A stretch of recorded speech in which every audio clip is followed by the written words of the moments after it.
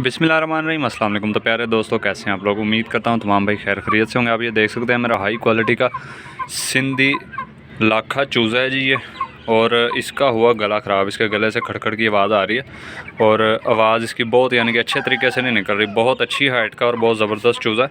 इस short video में मैं आपको जो है इसका इलाज बताने लगा हूँ क्योंकि मैं इंजेक्शन वगैरह बताता हूँ, हर चीज़ हर जगह से अवेलेबल नहीं होती, तो जिसकी वजह से हमारे पास काफ़ी सारे इसकी हल होने चाहिए।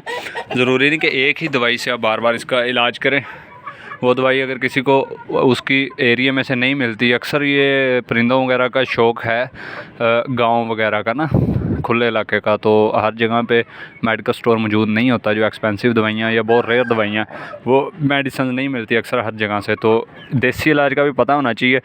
ऐसी दवाई भी बतानी चाहिए जिसके जो कि आसानी से और बहुत इफ़ेक्टिव और आसानी से मिल सके तकरीबन हर जगह पे, और हर इंसान को वो दवाई अवेलेबल हो सके आसानी से ना। तो आज मैं आपको बताने लगा हूँ जी। सबसे पहले तो मैं आपको एहतियात बता दूं, क्योंकि इलाज से एहतियात बहुत बेहतर है। तो चूज़ों को नज़ला होता किस वजह से? सर्दी में, मोस्टली सर्दी में ही नज़ला होता है, गर्मी में हो जाता है लेकिन वो बहुत कम होता है। तो सर्दी में चूज़ों को दो रीज़न्स हो सकती हैं। एक, सीधी हवा लगना, आपका केज को ढका होना चाहिए हर तरफ से रात के टाइम कि ठंडी हवा चूज़ों को ना लगे।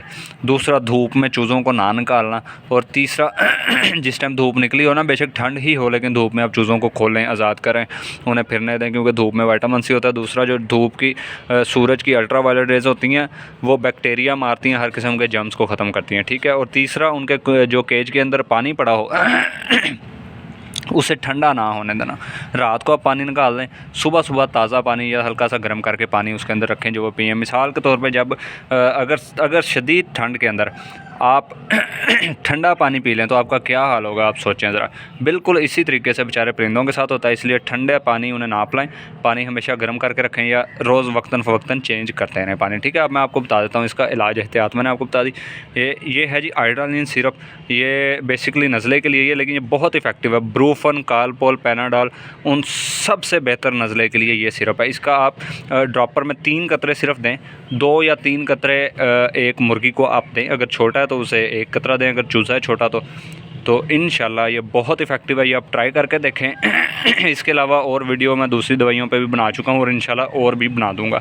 अभी तक सिरप्स में से सबसे इफ़ेक्टिव चीज़ मुझे ये नज़र आई है नज़ले की तरह लिए ना मुर्गियों के। तो ये आप ट्राई करके देखें और कमेंट सेक्शन में अपनी कीमती राय का इज़हार ज़रूर करें। अगली वीडियो तक के लिए अल्लाह हाफ़िज़।